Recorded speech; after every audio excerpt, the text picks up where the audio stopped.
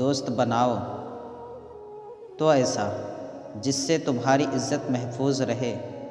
दुश्मनी जमकर करो लेकिन ये गुंजाइश रहे, जब कभी तुम दोस्त बन जाओ तो शर्मिंदा ना हो। कभी कभी ढेरों लफ्ज़ होने के बाद भी बोलने को दिल नहीं करता, न बताने के लिए न जताने के लिए और ना ही हमदर्दी के लिए।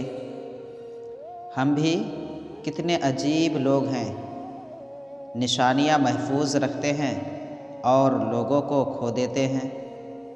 किसी का भी दिल मत दुखाओ, उसके आंसू आपके लिए सज़ा बन सकते हैं।